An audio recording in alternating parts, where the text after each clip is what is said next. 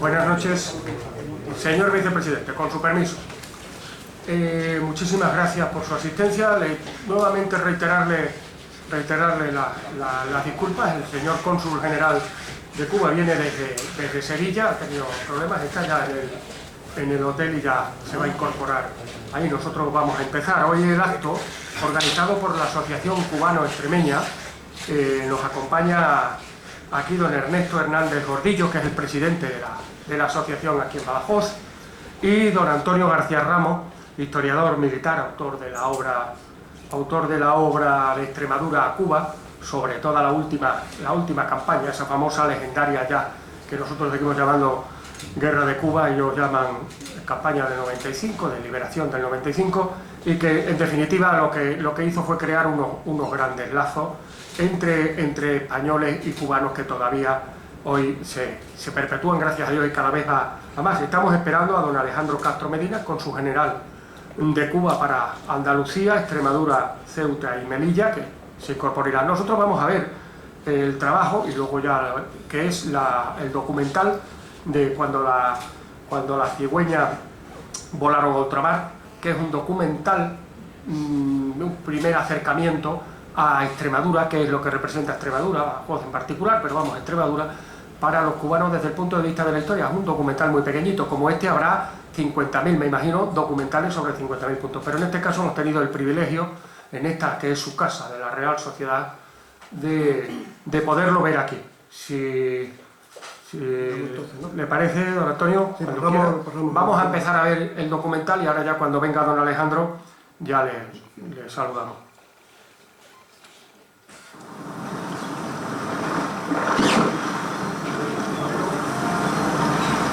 Al calor de la conquista y colonización de la isla en el siglo XVI, se tejieron los lazos que sellaron la unión. Los 7.000 kilómetros que separan a Extremadura de Cuba quedaron conectados en esa ruta, trazada por la historia, cuando las cigüeñas volaron a ultramar. Mucho de ese legado hispano, fundido con otras culturas en un ajiaco singular, condimentaron la identidad de los cubanos. La espontaneidad al hablar y al reír, su manera de andar y de ser, avalan este viaje imaginario. Le propongo empezar por Holguín, esta ciudad maravillosa, cuyos orígenes nos llevan a la figura de un extremeño que llega a Cuba a principios del siglo XVI. Hasta hoy la tradición que mantiene la comarca holguinera es que fue García Holguín quien, a partir de los primeros repartimientos que hizo Diego Velázquez cuando inició la conquista de Cuba, recibió encomiendas e indios en esta zona que se conoce como el Yayal, donde se han efectuado algunas investigaciones arqueológicas que demuestran la presencia de españoles en esta región. La conquista de Cuba. Entre los grandes fundadores de la vida económica y social de Bayamo desde el siglo XVI se encuentra también García Holguín, que va a adquirir importantes posesiones territoriales al norte de la villa San Salvador de Bayamo. Va a ser el dueño, entre otros hatos, del hato de Holguín, uno de los más grandes de la región, con una capacidad de más de 600 caballerías de tierras. Es también un hombre extraordinario que participa incluso en las expediciones de conquista al Perú y deja una descendencia en el norte de Bayamo, en lo que posteriormente se configura a partir de 1751 como la región de Holguín. Una descendencia que se va a emparentar con importantes apellidos bayameses y que incluso llegan hasta nuestros días. Existen contradicciones acerca de si fue justamente este personaje o algún otro personaje de este apellido, pero es cierto que el acto con el nombre Holguín existía y perduró en la historia. Fue registrado en la documentación de los cabildos de la época y finalmente en el momento en que se solicita al rey de España, se solicita título de ciudad para la comarca, recibió el nombre de San Isidoro de Holguín, utilizando el nombre el apellido de este conquistador. Y hasta el día de hoy es el nombre oficial que tiene nuestra ciudad y nuestra provincia. Tal vez por eso ha llegado a ser reconocido como el ancestro de los holguineros que descienden de su hija y nietas directas, aunque por ser su descendencia exclusivamente femenina, este apellido extremeño se extinguió en Cuba. Atraídos por sus ricas tierras, la agricultura y la ganadería, muchas otras familias llegan de Extremadura a Bayamo. Se asentaron aquí a principios del siglo XVI. Entre ellos se destaca una figura peculiar por lo enigmático de la gran fortuna que logró acumular y su vínculo con los inicios de la enseñanza pública gratuita en Cuba. Me refiero a Francisco de Parada. No sabemos bien si llegó con las huestes de Diego Velázquez en la primavera de 1510, aunque todo parece indicar que es imposible porque sería un niño, pero lo que llama la atención en su vida es la cantidad de tierra que logró acaparar siendo un hombre de segundo orden, o sea, por encima de otros fundadores de la Villa San Salvador de Bayamo, como fue por ejemplo Rodrigo Tamayo de la Jardina o Manuel de Roja. Realmente este triángulo constituye los hombres principales de ese siglo XVI en los territorios de la vasta Villa de San Salvador de Bayamo. Es más conocido que Francisco de Parada trasciende porque se le considera el mecenas de la educación y la cultura en Cuba, porque al realizar su testamento en mayo de 1781, lega importantes bienes para fundar una escuela de gramática en Bayamo. Francisco de Parada nació en Medina de las Torres, Badajoz, y resulta en la actualidad una figura llena de interrogantes para los historiadores. Su vínculo con el surgimiento de la primera escuela pública de enseñanza gratuita en Cuba, cuya solicitud fue acreditada el 28 de abril de 1522 por el Papa Adriano VI, o la tesis de que Parada fue uno de los introductores del juego del ajedrez en Cuba, son algunas teorías polémicas. Se especula además sobre el destino de las donaciones que dejó en su testamento este capitán de infantería y rico hacendado. Evidentemente, Francisco de Parada deja una fortuna fabulosa que es aprovechada por la Iglesia Católica de Bayamo para pasar a administrar esos bienes. De ahí que sean considerados bienes regulares de la Iglesia, o sea, bienes ordinarios, constantes. La Iglesia los aprovecha para obtener réditos a través de arrendamientos y subarrendamientos a los propietarios de la región.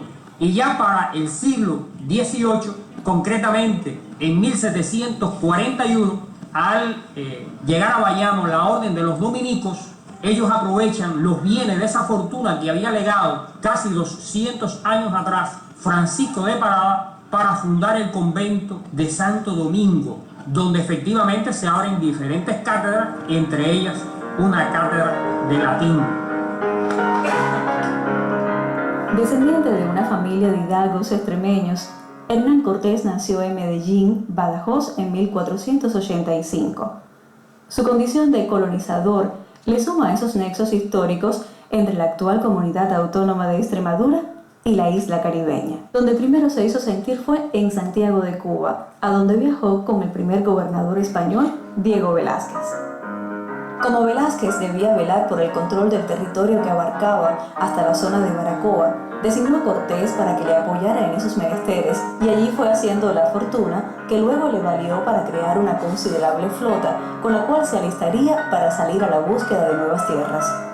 Cortés fue el primer alcalde de Santiago, pero sus intereses estaban vinculados a nuevos planes de conquista que lo condujeron a presidir una flota con la cual llegó hasta la parte central de la isla, específicamente a las costas de la Villa de la Santísima Trinidad. Su apellido quedó perpetuado además en Cuba al dar nombre a un poblado en la región occidental del país. De Extremadura vinieron a la isla miembros del Regimiento Castilla XVI, quienes lucharon en la guerra entre España y Cuba entre 1895 y 1898. El hecho fue recreado por el historiador Manuel Antonio García Ramos en su libro De Extremadura a Cuba, Los últimos conquistadores, presentado en la Feria del Libro de Badajoz en 2013 y en la Feria Internacional del Libro de La Habana al año siguiente. Una página más en el acercamiento de ambas regiones resulta la inauguración el 7 de noviembre de 2014 de una estatua del político, escritor y periodista cubano José Martí en la plaza que lleva su nombre en Cerro de Reyes. La iniciativa de la Asociación Cubano-Extremeña, ASCUEX, se suma a las tantas acciones de solidaridad, conferencias y encuentros que acercan a cubanos y extremeños. Empezamos a hacer colaboración con Cuba en el año 92, 93, a través del ayuntamiento. Yo venía a todos los eventos que había aquí, de cuando la fundación de la ciudad de La Habana. Lo que hicimos fue hermanarnos con la ciudad de Habana del Este. Estamos hermanados actualmente como municipio. Y empezamos a tener unos vínculos bastante importantes desde el punto de vista humano, también aparte de proyectos al desarrollo, con la propia Habana del Este fundamentalmente. Eran los proyectos municipales, institucionales. Cuba y España tienen muchísimas relaciones, pero Cuba y Extremadura también han tenido muchísimos vínculos. Quizás nos falta tener una sede aquí, como tienen todas las comunidades autónomas. Sería bueno, yo lo he peleado mucho también con el presidente de la Junta actual y con el anterior, y con muchos compañeros de ONG y de ayuntamiento, que sería bueno tener un vínculo también a nivel empresarial. Y luego los proyectos también de colaboración, los proyectos de desarrollo nos han hecho de alguna manera también vincularnos con profesionales. Por ejemplo, la propia Universidad de Extremadura, si ahondáis un poco ahí, hay muchísimas vinculaciones académicas de todo tipo, ¿no? Que Extremadura y Cuba y Extremadura están condenados a entenderse y a convivir, y eso es bueno para las dos partes, ¿no?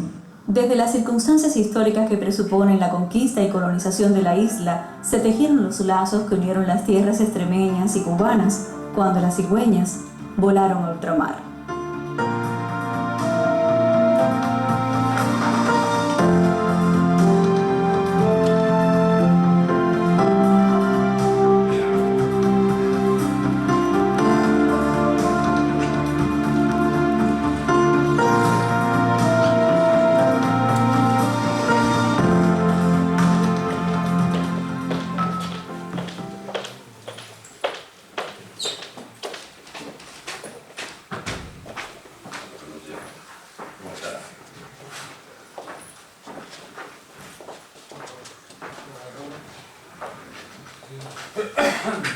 Gracias nuevamente, buenas noches. Ya agradecer la presencia del accidentado viaje de don Alejandro Castro Medina, cónsul general de Cuba para Andalucía, Extremadura y Ceuta y Melilla. Estábamos hablando ahora en este momento de espera simplemente de recordar que haga llegar nuestro saludo a la Real Sociedad Económica de Amigos del País, en este caso la Sociedad Económica de Amigos del País de Cuba, la profesora Daisy Rivero, que estuvo allí, que tiene usted aquí la consulta. Y sin más, para continuar, ahora que hemos visto este magnífico trabajo, tiene la palabra don Antonio García Ramos, historiador. Buenas noches, gracias por acudir aquí en una tarde tan mala y tan oscura y tan húmeda. Antiguos amigos y viejos compañeros, muchas gracias. Mi intervención va a ser más bien corta para recuperar tiempo. La idea es contextualizarle el libro que cita aquí, que escribí yo, que habla, parece al oírlo que el Castilla XVI fue el único protagonista de la guerra de Cuba y Extremadura, y hay que decir que también participó el regimiento, con un batallón expedicionario, el regimiento de Baleares número 41, posterior a Gravelinas. También fueron artilleros y el escuadrón del regimiento de caballería Villa Viciosa. Entonces, yo cuando me propuse escribir la actuación del regimiento Castilla en la guerra de Cuba, aparte porque yo había estado destinado un montón de años en ese regimiento, lo cogí casi por comodidad, porque era la forma de seguir, de no hacer un libro de historia general de la guerra de Cuba, que ya hay muchísimos escritos. Yo quería ceñirme a Extremadura. Y los protagonistas, en su inmensa mayoría, eran extremeños y estaban destinados en el regimiento Castilla XVI, donde estaba la información y todavía está entre nuestros días. De haber cogido el Baleares, por ejemplo, no existe desde el año 31, de 1931, que está disuelto el Gravelinas. Antes de continuar, quería aclarar también una de las imágenes que aparecen. Se ve una compañía de soldados con su capitán sentado con un látigo en la mano. No es el Castilla. de la compañía del batallón expedicionario del Regimiento Navarra número 25. La verdad es que la fotografía es muy utilizada, es icónica prácticamente de una época y de un estilo, en el que el capitán va con un látigo, se ven las caras anonadadas de los soldados ante la cámara de fotografía, delgados, muy morenos, los ojos le brillan, las cornetas, porque era el medio que tenían antes de comunicar las órdenes en campaña, no como ahora, ¿no? Que son por medios alámbricos o inalámbricos. Y el Mauser, que fue el arma definitiva de aquella guerra, era la mejor que había. Entonces, incluso había capitanes que en vez de llevar látigo llevaban un palo, y no era para luchar contra los insurrectos, contra los mambises, era para impulsar, le ponemos comillas, a los soldados a ir hacia el enemigo, contra los insurrectos. Y el capitán se ponía detrás con el palo o con el látigo. Iba, obviamente, a luchar contra. Bien. La guerra, yo después de haber investigado durante casi 7 o 8 años, yo el concepto que tengo sobre la guerra de Cuba, que no me quiero extender, es que José Martí, que tenemos aquí, como han visto en el vídeo, el busto de aquí en la Cerro de Reyes, la plaza de su nombre, le llamó la guerra necesaria en un manifiesto que hizo junto a Máximo Gómez, el líder militar de la insurrección. La guerra necesaria porque sabía que España no iba a soltar Cuba, ni aunque le dieran muchísimo dinero, como intentaron los norteamericanos comprársela por 300 millones de pesetas de la época. No de pesetas, sino de dólares, de dólares. Y por lo menos 4 o 5 veces, y la última ya en plena guerra, y casi oliéndose que se la podía perder. El año 97, una última oferta de 300 millones, y España ya prefirió morir, ¿no? En el envite, sobre todo una vez que se declara la guerra ya de parte de los Estados Unidos. O sea, que no quedaba más remedio a esa guerra si querían la independencia. Otra cosa que ya entremos en otras consideraciones, si fue justa o no fue justa, pero eso ya cada historiador tiene sus opiniones y no vamos a entrar en eso. También hablar de que si los insurrectos eran 40.000 aproximadamente, de 40 a 50.000, los voluntarios cubanos que estaban con las fuerzas españolas eran unos 60.000. Se podía pensar que era una guerra civil, pero no lo fue una guerra de independencia. Hubo un momento incluso que en aquella época los periódicos y el gobierno español pues trataba también o bien como guerra civil o como guerra de razas, algo parecido que había ocurrido unos años antes en Haití, pero realmente no lo fue desde un primer momento. Se dieron cuenta los líderes independentistas de que esa era una cuerda floja que tenían que evitar, que se pensaran por parte de los distintos estamentos sociales de la sociedad cubana que podía ser una guerra de razas, porque eso le temían bastante que ocurriera como se partió la isla de Santo Domingo, una parte digamos hispana y la otra parte la procedencia francesa, de mayoría de raza negra, pero era el caso que quisieron evitar. Las bajas es otro capítulo que el mito que comentaba antes, el mito de la guerra de Cuba, la pérdida de Cuba, de Filipinas, ocultó las 55.000 bajas que hubo de España, de extremeños 2.500 muertos, y del regimiento Castilla 16, del batallón expedicionario que mandó, 370 muertos. Aproximadamente el 20% de lo que las fuerzas mandadas, Castilla mandó 1.453 hombres y 370, aproximadamente el 20%, y esa media se ha dado en las cifras mayores a nivel de región extremeña o a nivel nacional.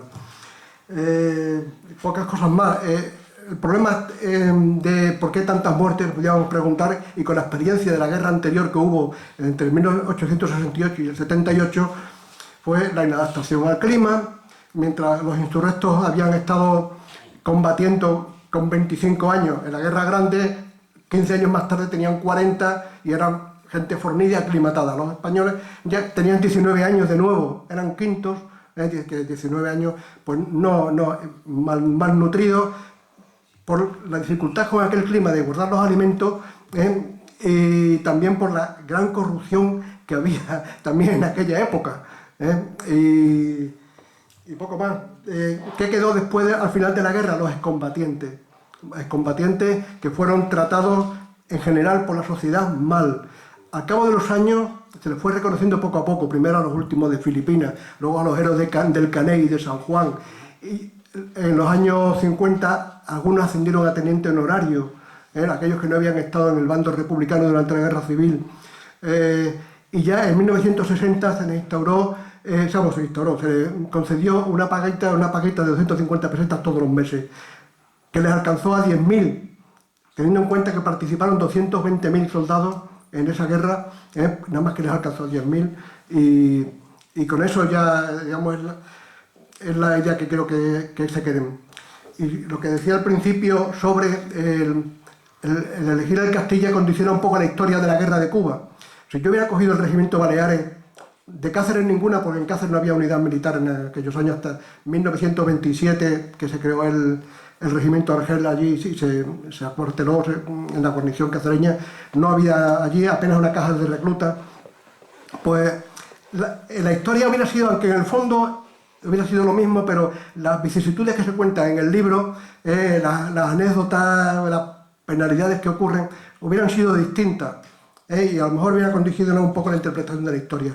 Quiero que no sea la referencia única mi libro para entender, aunque sea el único que hay, el primero que se ha escrito sobre ese tema, para entender la guerra de Cuba con respecto a Extremadura, que luego me he encontrado de otras muchas unidades de caballería, de tal extremeños, que han hecho anécdotas increíbles. Digo, qué lástima que no fuera del Castilla para recrearme y para seguir investigando más, pero tenía que poner coto a profesional libro, hubiera sido grandísimo. Y nada más. Y dejo la palabra a don Ernesto Hernández. Don Ernesto Hernández, presidente de Asociación Cubano-Extremeña. Bien, buenas tardes. Muchas gracias por la participación de todos ustedes que nos han apoyado con su presencia en la noche de hoy aquí. ASCUE es una organización sin ánimo de lucro, ¿no?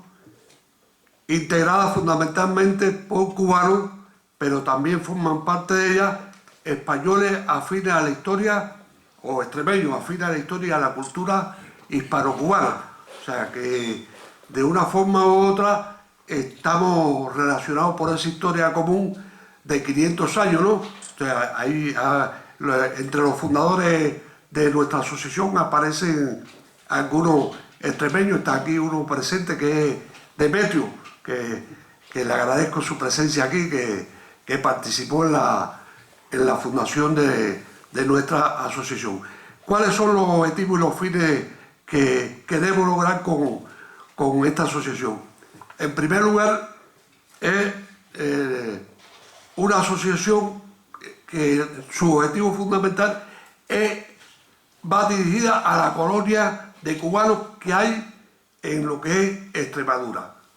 Actualmente, por los datos que tenemos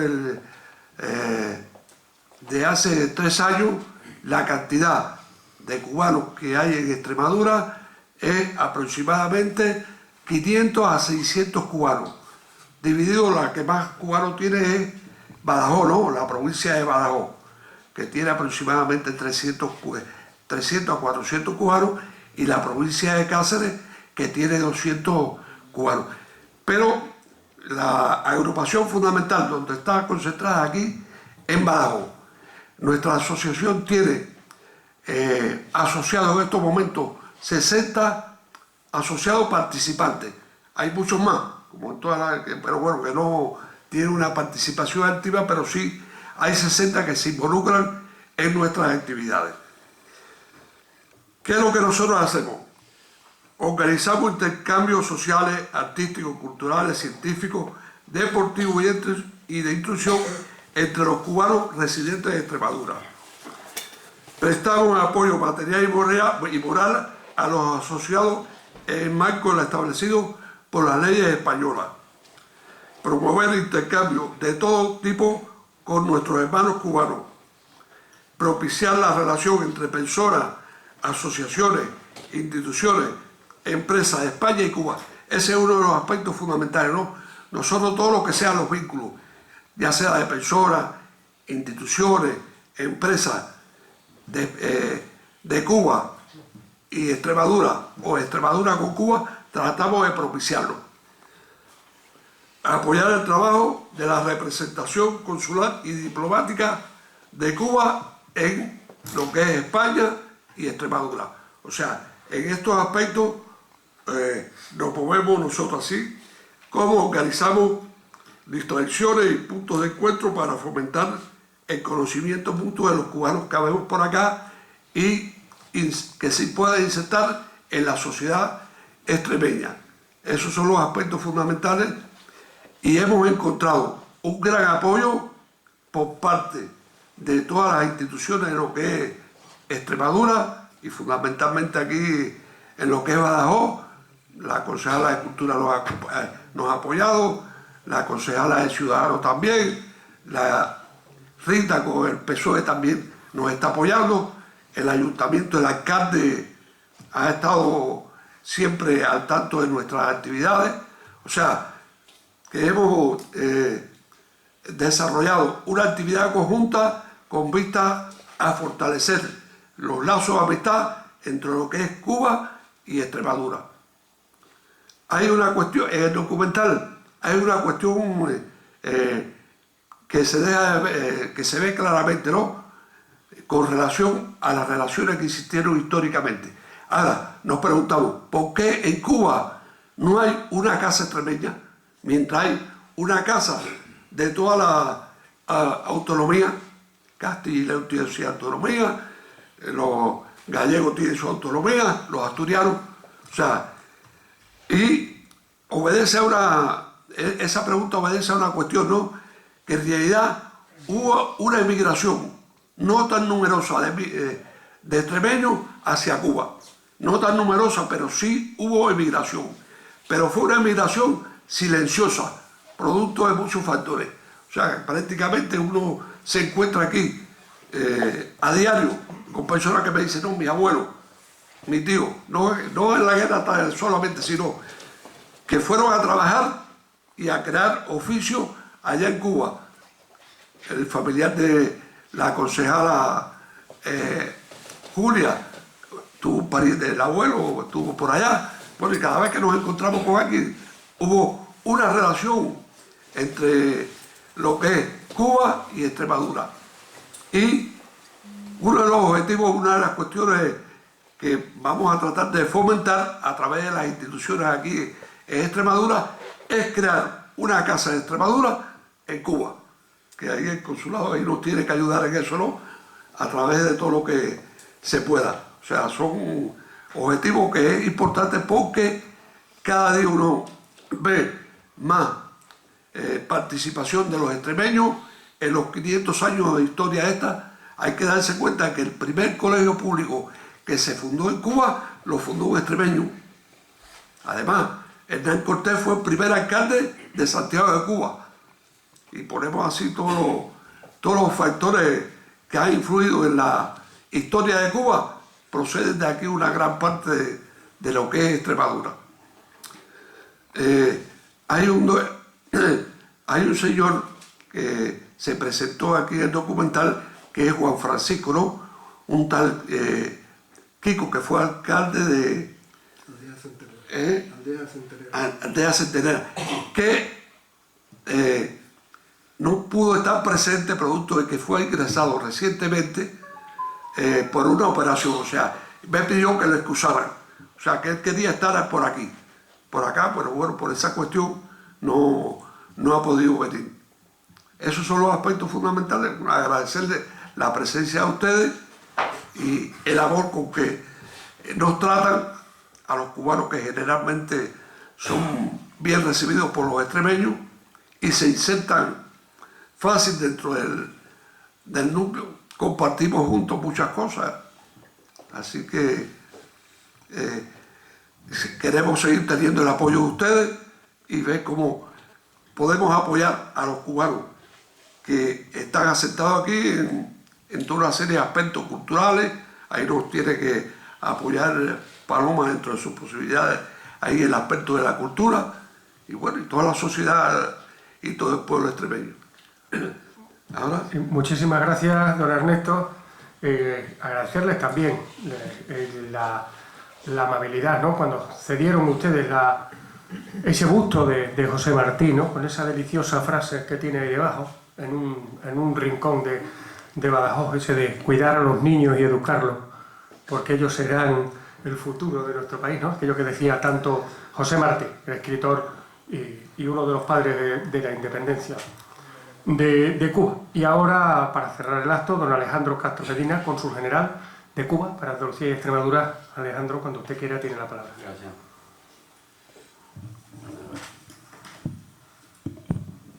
Bueno, antes que nada pido disculpas por llegar tarde, salí temprano, pero desde Sevilla está lloviendo, desde Sevilla casi nunca llueve, pero parece que nos estaban dando la bienvenida.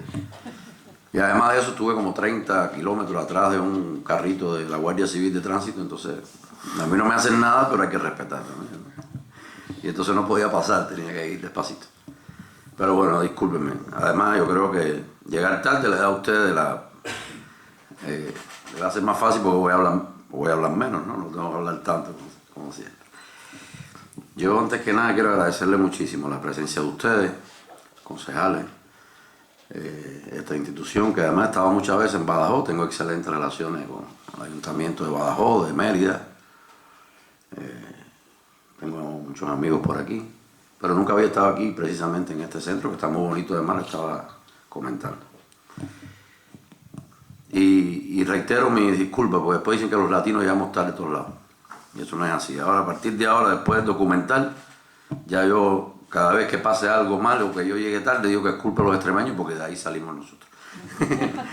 Así que la culpa en Cuba de cualquier cosa mala es culpa de Extremadura. No, no es así, todo lo contrario, no es así. La culpa o la responsabilidad de muchas cosas que tenemos en Cuba, que además es un país que hace muchísimos años dejó de ser un simple país pequeño y bonito, con playas bellas y hermosas, se ha convertido en un gran país por todos los logros que ha alcanzado con mucho sacrificio, sudor y lágrimas, pero por supuesto que nos falta todavía un gran camino por recorrer. Y a partir de ahora, si vemos el documental, pues las cosas que no hemos logrado, pues empezamos a ir a la historia y decir, bueno, es que el problema es que hace 500 años, entonces no vamos a justificar.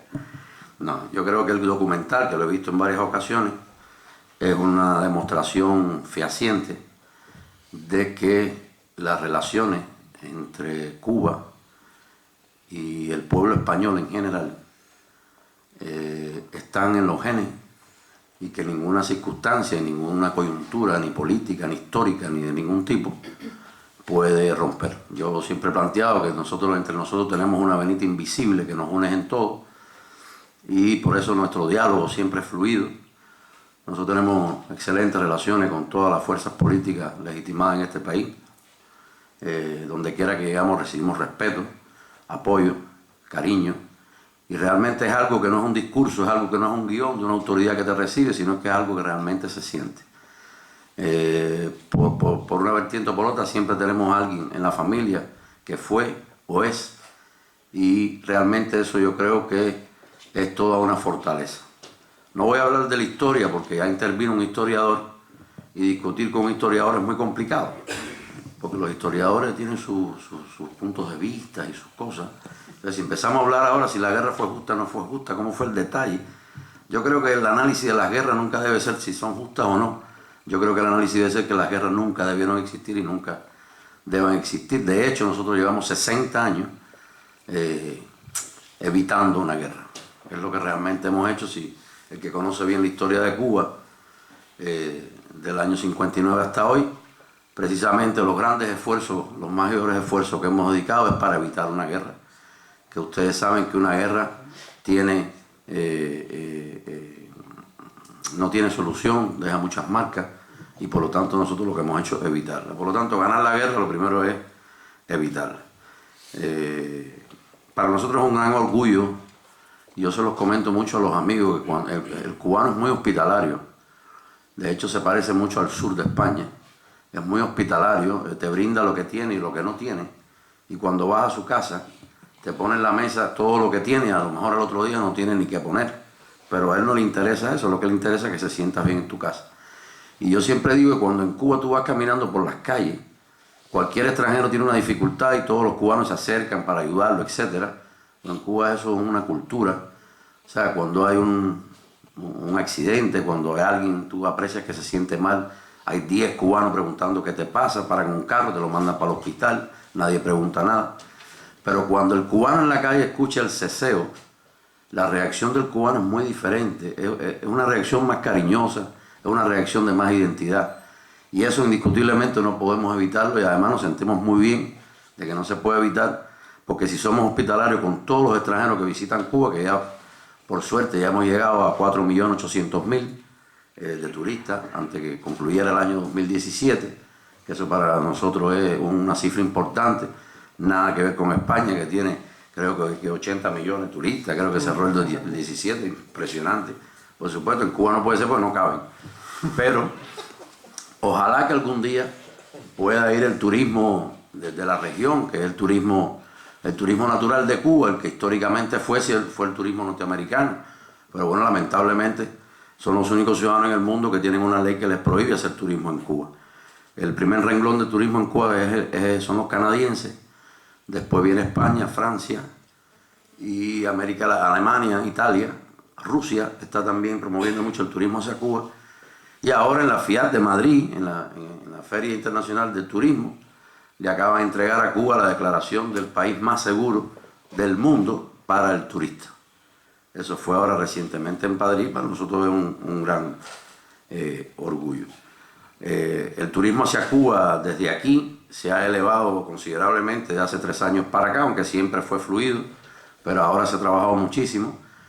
Y de la parte de acá, de Extremadura, yo con mucha satisfacción les puedo decir que las relaciones entre Cuba y Extremadura específicamente son, y en este momento gozan de la excelencia de las relaciones de amistad, de las relaciones de respeto y de las relaciones de hermandad. Yo les puedo decir que hay 118 empresas en Cuba españolas en este momento, de las cuales hay varias que son extremeñas, empresas pequeñas, empresas medianas, con los cuales nos va muy bien, los resultados excelentes, un diálogo fluido, hay un entendimiento excepcional, que no es así en otros casos.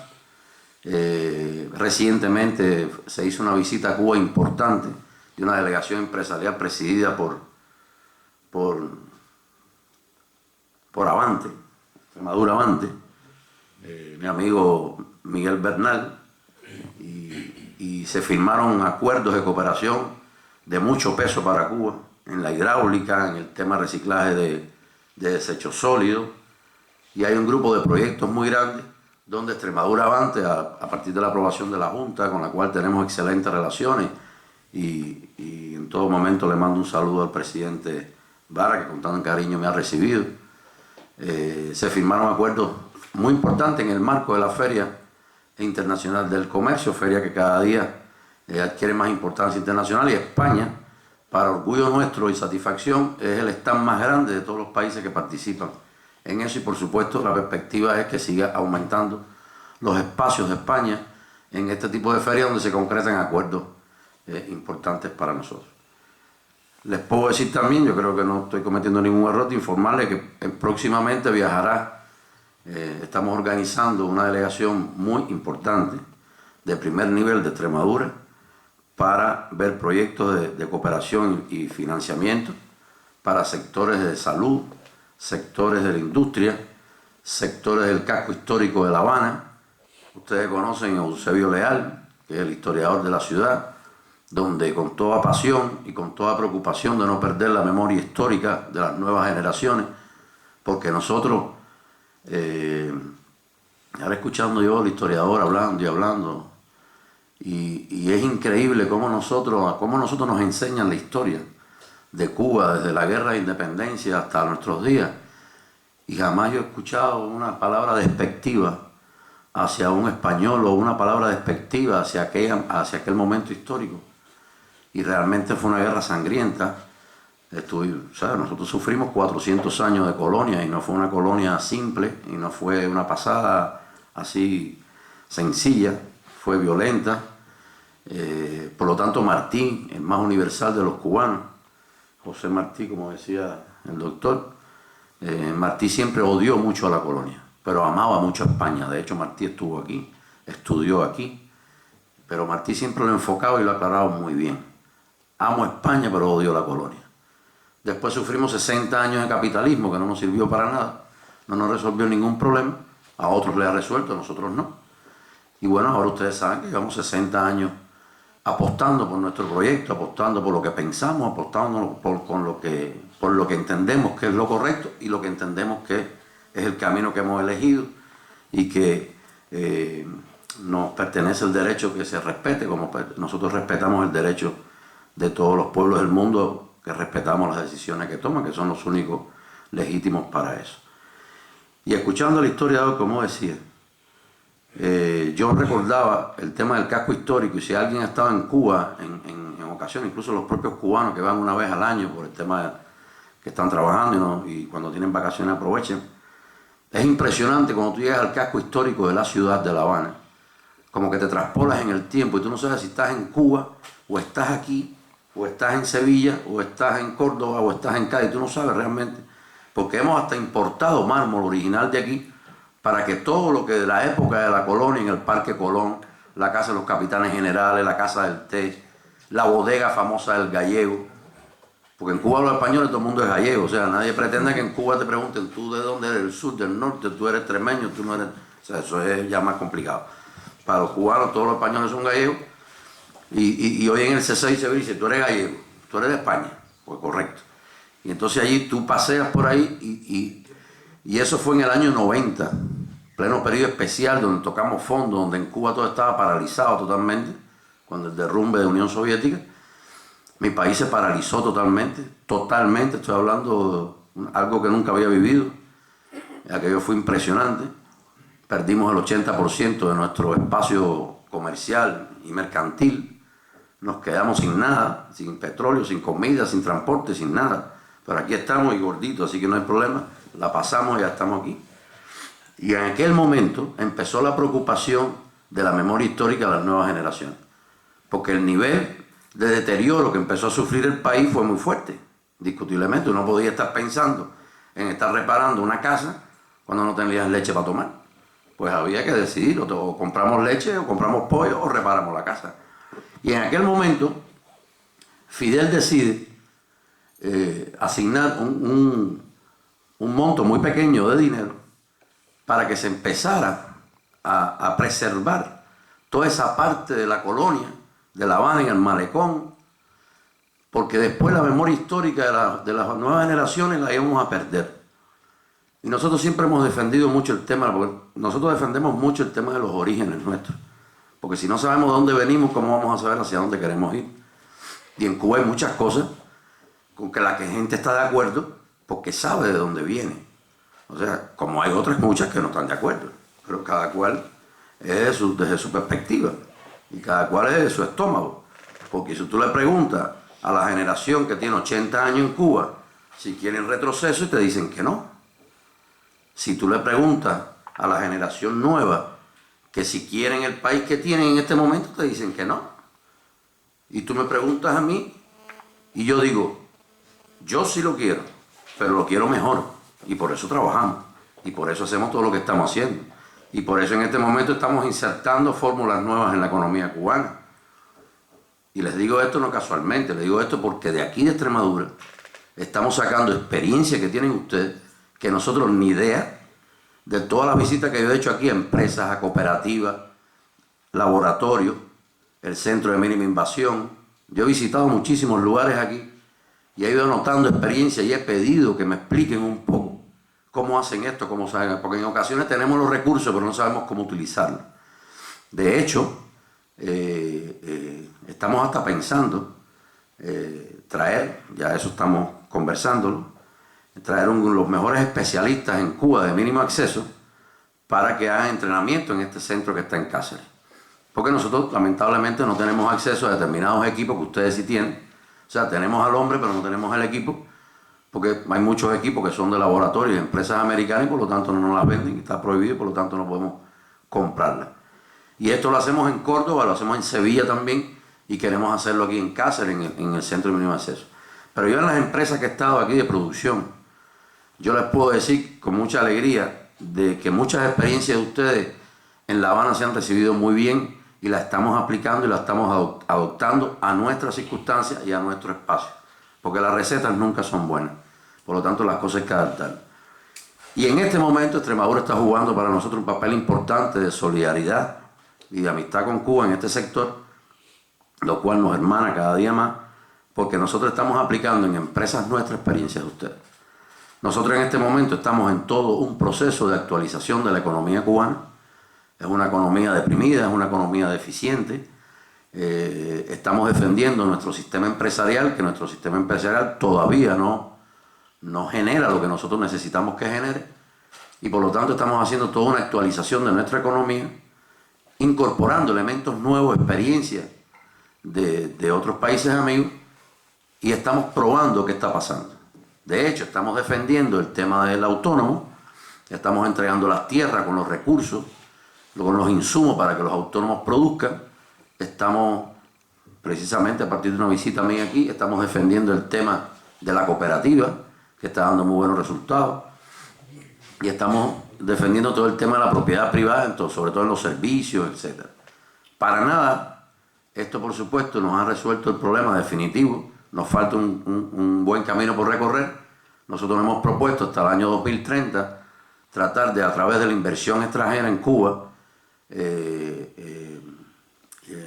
incorporarle al menos el 30-40% del PIB de nuestra economía a partir de las inversiones. Estamos haciendo inversiones en la minería, en la industria farmacéutica, en la biotecnología, en el turismo, infraestructura. De hecho, para que ustedes sepan, el 40% de la gerencia de todas las cadenas turísticas en Cuba son españolas, y el 60% de la capacidad habitacional turística es española. Tenemos también muchas empresas españolas en la construcción de pequeños hostales, que en Cuba el hostal no existía. Ahora ya está existiendo el hostal. Nosotros no teníamos esa concepción de hospedaje, además de la necesidad de que en Cuba realmente no tenemos todavía la suficiente capacidad para la demanda turística que tiene por millones de razones. Y si algún día, que esperamos que sí, y esperemos que sea más temprano que tal, los ciudadanos de Estados Unidos pueden hacer turismo en Cuba, que será muy bienvenido, pues estamos hablando de 8 millones de turistas, que para ustedes no es nada, pero para nosotros 8 millones, somos 11.800.000, imagínense 8 millones de turistas. Nosotros estamos abiertos totalmente, por supuesto, a que le quiten esa restricción, serán bienvenidos, repito, pero nosotros en este momento no tenemos infraestructura y capacidad turística para asimilar 8 millones de turistas de repente.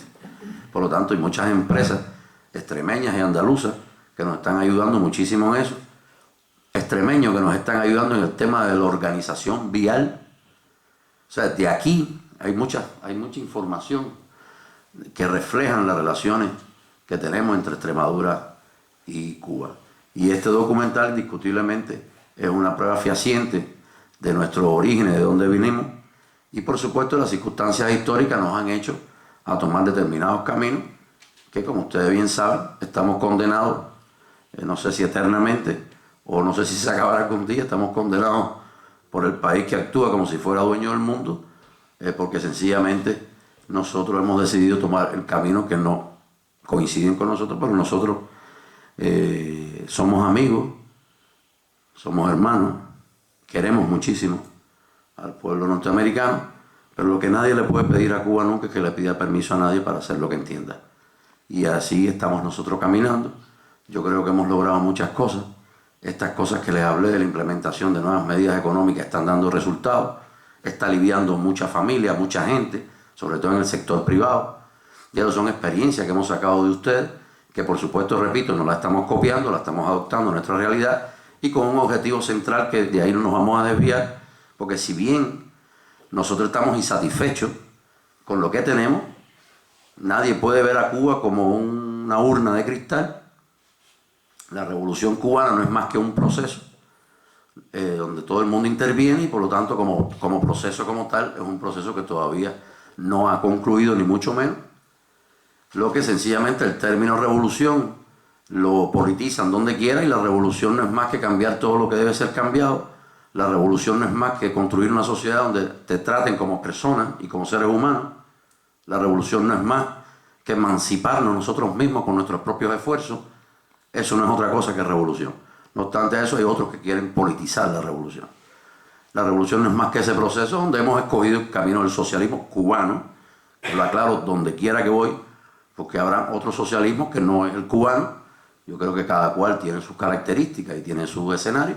El de nosotros es muy cubano, para nada, y está muy lejísimo de ser perfecto, que tampoco pretendemos que sea perfecto, lo que sencillamente hemos logrado cosas que en el llamado primer mundo y en muchos países del mundo todavía son un sueño, y no lo decimos nosotros, lo dicen las organizaciones especializadas internacionales, con las cuales, o sea, no somos amigos, tenemos relaciones nada más como todos los países del mundo, y en ese camino estamos. Para no